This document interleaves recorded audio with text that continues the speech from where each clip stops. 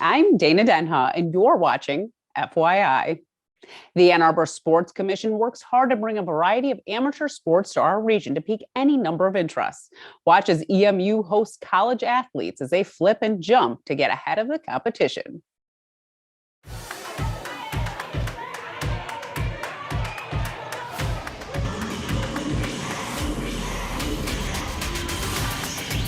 We were able to partner with the Ann Arbor Sports Commission and are actually hosting the NAIA National Cheer and Dance Championships, which were first time ever in Washtenaw County or here in Michigan, so very excited to host it here.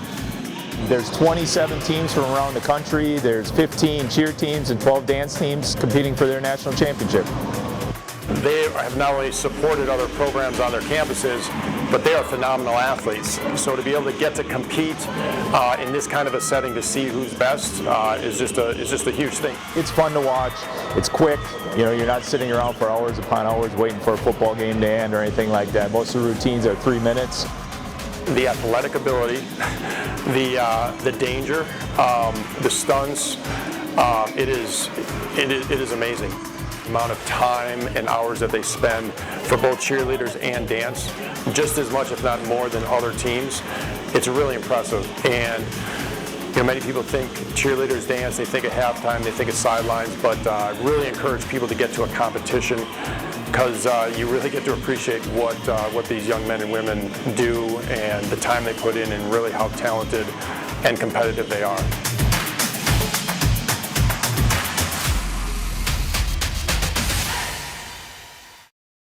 Stay tuned, and we'll be back with more in exactly 30 seconds.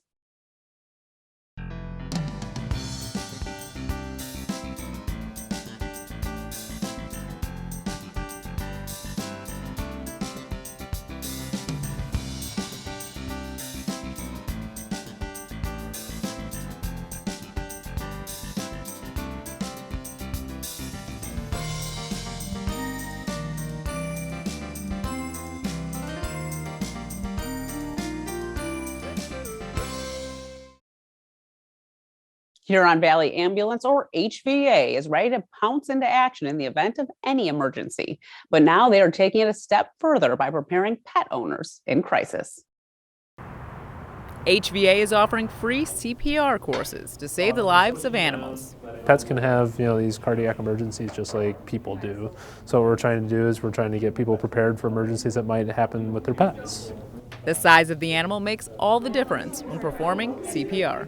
For a different sized dog, you need to lay them differently, pull out their tongue before you do. I would have never known any of that before coming to this class. We talk about how to do chest compressions, we talk about choking emergencies, and we even cover things like if your dog is injured, how you would muzzle them. Dogs tend to defend injury sites, so if you have a dog with a broken leg, for example, there's always a chance that the dog could bite if that hurts a lot, just trying to protect themselves. I've always loved animals, and I have a house full of animals, so I just thought that if I ever needed it, that I could try to save one of my animals or anybody else's. We just encourage people, if something's happening with your pet and you think they're not breathing, use the information that we're providing. Do chest compressions, do rescue breathing. All that people can do in emergencies is really help. The city's first Resilience Hub offers food security and support to residents throughout the county. Learn about the Resilience Hub in this month's City Roundup in 60.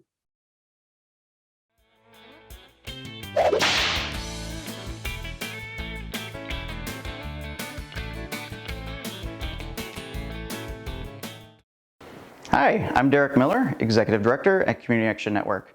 Community Action Network manages 7 community centers throughout Washtenaw County, and we focus on education, housing stabilization, and community building services. CAN also manages the Northside Community Center, located off of Taylor Street on the north end of town. Northside Community Center is also a City of Ann Arbor Parks and Recreation facility, and we also partner with a variety of city departments, including the Office of Sustainability and Innovations. Northside in particular is actually a resiliency hub. We've added solar that is fully offsetting the electrical usage of this site. But in addition to that, we also added batteries, and that batteries allows us to keep power on site in the event of a grid outage. And that is important, particularly at this location, as it serves as a food distribution location for City of Ann Arbor residents as well as county residents alike. If you're interested in learning more about Community Action Network, as well as the Northside Community Center, please feel free to visit canwashtenaw.org or feel free to email info@canwashtenaw.org. Thank you. Cities throughout the country are giving low-income and homeless a chance to get on their feet by selling newspapers by and for the people. Since 2010, Groundcover News has been hitting the streets of downtown Ann Arbor, creating paying jobs for those that need it most. Joining me is Shawn Cartwright, vendor, and Lindsay Calka, director and publisher of Groundcover News. First I'd like you to just tell me what Groundcover News is for those that may not be aware of it. Yeah, so Groundcover is a community street paper. If you have ever been to downtown Ann Arbor, if you live around here, or if you live in Ipsy, if you see someone on the street selling a physical newspaper, it's probably us because we're one of Ann Arbor's and Ipsy's only print news. And so there's two components to who we are. Of course, we are the paper that you buy and you read and you love, but then we also are a low barrier opportunity to work. So all of our vendors who sell the paper either have lived experience with homelessness or poverty or are currently experiencing it now and come to us as a way to either get back on their feet or make money in a low barrier way or get involved with our organization because they love it and they support it.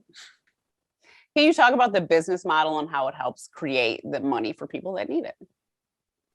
Yeah, it's a micro loan is kind of the the theory behind it. But so the business model for the vendors is, so we're a nonprofit, so we receive donations and stuff like that. But we print the paper and the vendors buy it from us basically at face value. So 50 cents a paper. If we have other issues that are more expensive, et cetera, but kind of our bare bones, our work is the $2 paper. And so they purchase it only at Groundcover for 50 cents and then can sell it for $2 on the street and keep that profit. And then also accept tips, or some of our customers will pay more than just $2 for that, but they're investing in that product that they're going to sell. And then for as long as they want to work, they can for the day and for the week, or just hop out for a second or two to sell some papers. So they can really control their schedule and how and when they want to work. That's nice. That's definitely a nice option to have, that you're in charge of your own schedule. Well, Shawn, why don't you tell us about how you got involved with Groundcover and the benefits that you've seen from it? How I got involved with Groundcover News is because I was really looking more for a way to share my writings. And I met some vendors and I sell the paper as well. But as a result of being a part of Groundcover News, I've met Lee Stringer and John Siegenthaler before he passed at the First Amendment Center when we went to the to NASNA's award ceremony back in 2011 in October. And I've since published a book of poetry called The Fold, a collection of poetry. And it's available on Amazon, Kindle, Barnes and Noble Books, Apple iTunes, Google Play, and the numerous stores throughout the United States where Page Publishing does distribution. Well, congratulations. That's wonderful. I've met a lot of interesting people through Groundcover News. I've done a lot through Groundcover News. It's really a lot of opportunities. I've sold ads because I did have sales background. So I met a lot of people that are merchants or have store owners and stuff within the community who bought ads from me. I met people that sparked some entrepreneurs, Frank James Brown and Po Lu, he was a software engineer from Hong Kong, China, and Frank James Brown, he was from Accra, Ghana, and he was a person into business. And they were just a dynamic couple of people to meet through that interview. And they also did advertising Groundcover News as a result of that. It's just a lot to do in Groundcover News, and you can make yourself available to volunteer. And there's just a lot of dynamic people that work for Groundcover News. Well, you mentioned the writing aspect because the Ground Cover News is written by and for the people, like I mentioned. So talk about that. What kind of stories are we seeing? And LaShawn, I'd like to hear about why it was so important to get your voice heard, because I think sometimes when you have that urge to really be a writer, it's so important to get those words out into the world. Because I've had some very unique, well, not exactly unique, but unique to my lifestyle. I've had some very tragic experiences, basically due because I didn't realize that I was experiencing some symptoms of mental illness, which I suffer. One of my symptoms is PTSD. And so the way that I was dealing with some things, from my past, it just kind of spilled over into my future and to my present life. And now things are looking better because I've taken some advice. I've learned to trust again in certain agencies, and learning that it's not the organization, it's just some of the people that I encountered. And me not having the tools back then caused me a lot of pain and tragedy. So I would just like to show people how I've came a long way, and they can too, with perseverance and hard work and just working on yourself and sharing your ideas and sharing your experiences with others. Lindsay, did you want to add on? I mean, the whole sharing is a huge component of things, because I think of like, we always talk about like the connection, like building their relationships. And a piece of what Groundcover does is building safe and beautiful relationships between folks that are experiencing poverty and just people who are not, and where those interactions might otherwise not happen. And that can happen through the purchase, you're stopping, you're talking, there's an exchange, but there's also through that writing. And that's maybe an even more accessible thing for people. I've had friends who, I always have Groundcover laying all over my house and stuff, who pick it up, read it, and they're like, whoa, like I've actually seen these people. I've maybe talked to them before. And then you get this whole other piece of who they are and what their story is. And, whether it moves you to do something different about your life, or it just makes you think for a second, it offers a new perspective. And Ann Arbor is a really small place. Although county is a little bit bigger, but it's still, this is small town vibes. And there's just so many different experiences and perspectives that are here that I would say like our news outlets aren't necessarily covering, or that people are in their little bubbles. And recently we've been focusing a lot about bridging the gap between the town and the university. And I think the paper has been a great forum for that as well. You always want to appreciate the vendors you have. And that's part of the reason why we're talking here today. Talk about the importance. Obviously, LaShawn knows exactly how important this is, but talk about how important it is to have these vendors be a part of Groundcover News, because it wouldn't be anything without them. Oh, yeah. Oh my gosh. Yeah. So we just had what? Go ahead, Lindsay. Oh, yeah, Vendor Appreciation Week. And it's just taking a second to be like, hey, like you wouldn't be getting this or reading it. There would be nothing to read if we didn't have our vendors doing this. And we always have it in the winter because that's another time. It's like, it's hard work. Okay. Making sales is insane. Like I just actually practiced myself. I went out and sold with some folks last week, and it's so hard. And in the cold, all that stuff. So like whatever, if you're a customer, but then also appreciating that work that's being put into it and how much that our vendors care. Not only, it's like they're making the sale, they're supporting themselves, but they care about Groundcover, and, just taking a second to tell them that you care about them and that you appreciate what they're doing, and that you have the chance to buy the paper because of them. LaShawn?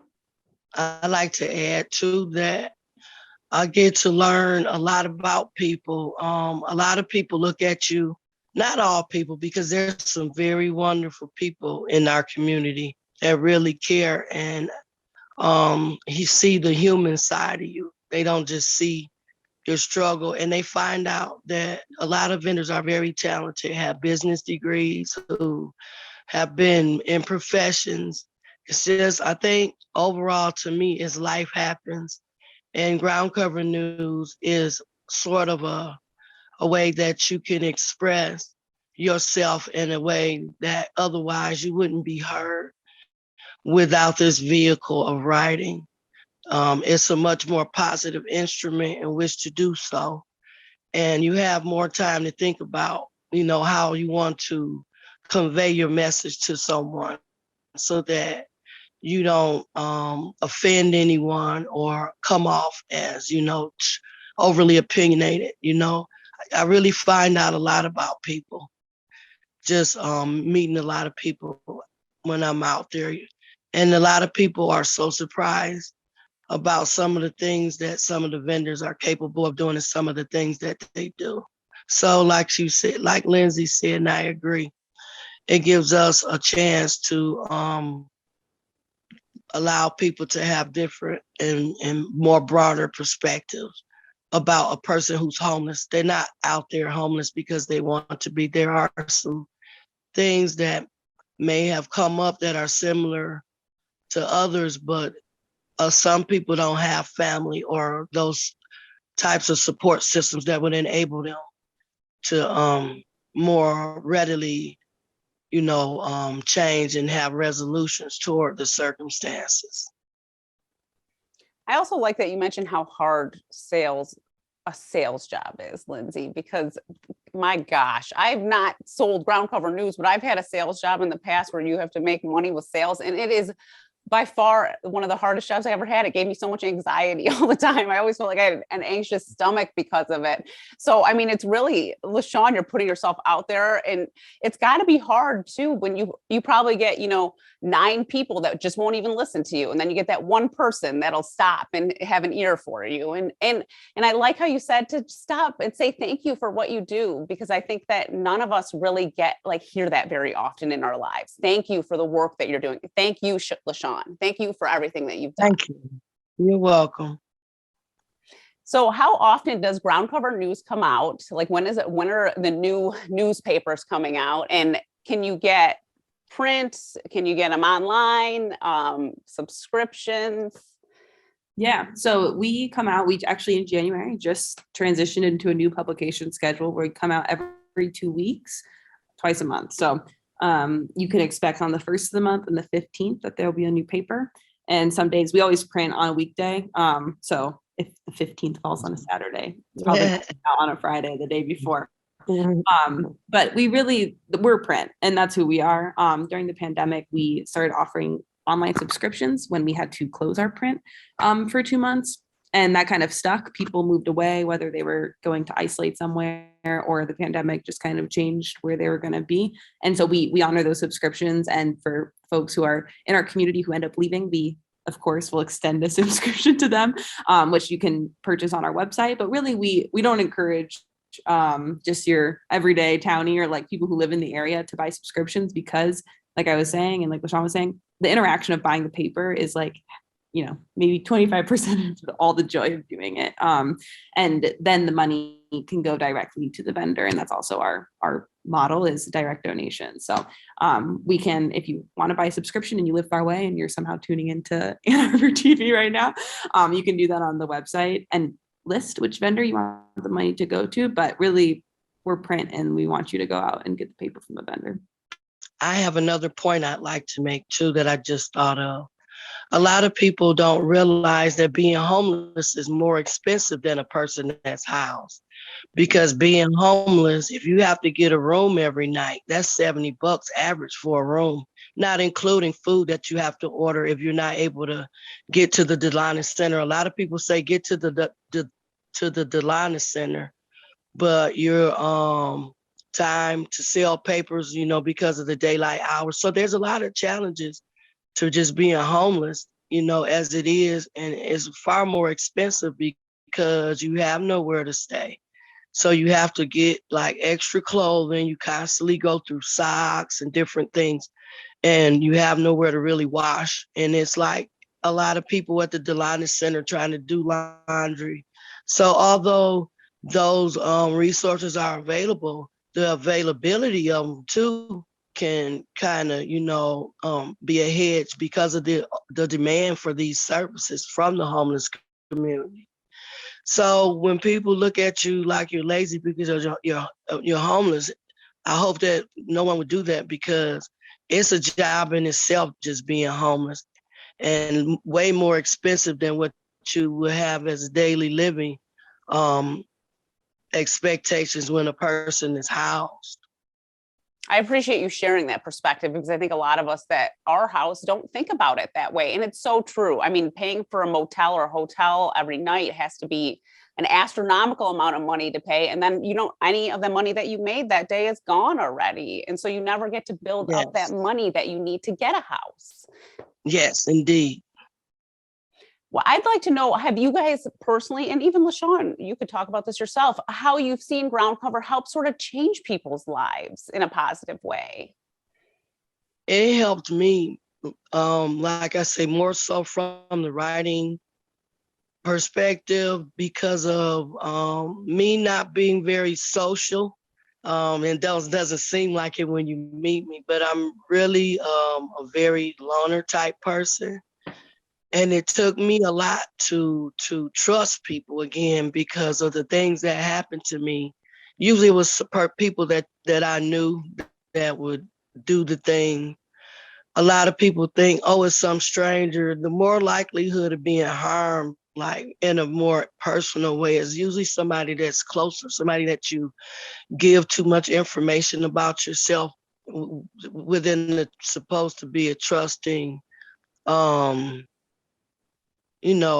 relationship where you're supposed to be sharing something intimate with somebody and they use it against you. So we've all had that happen. So it's still a struggle for me, but the more I do it, I just say you have to get out there and do it, because change is going to be strange, because it's easier sometimes psychologically to me to resort back to familiar things, because you kind of know what to expect. But change is worth the effort, because you find out that these changes do work and they give you more positive outlets, and you're usually more safe and better off when you use these more safe coping mechanisms and safe people. Lindsay?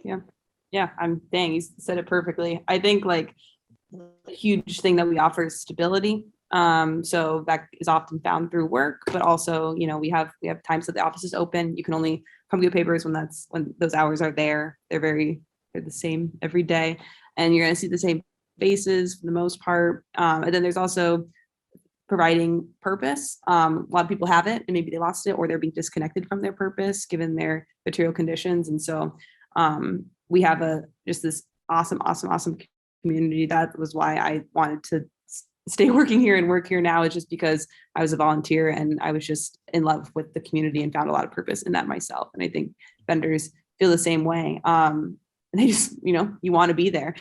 And we also have mentorship opportunities, so you can kind of coach vendors in sales. If you are successful or you've been with Groundcover for a while, we do workshops where vendors can do skill shares with other vendors, or we bring in folks to lead workshops on that. So we do sales and we do writing, but there's also a lot of other stuff that happens in between, where all the fun happens.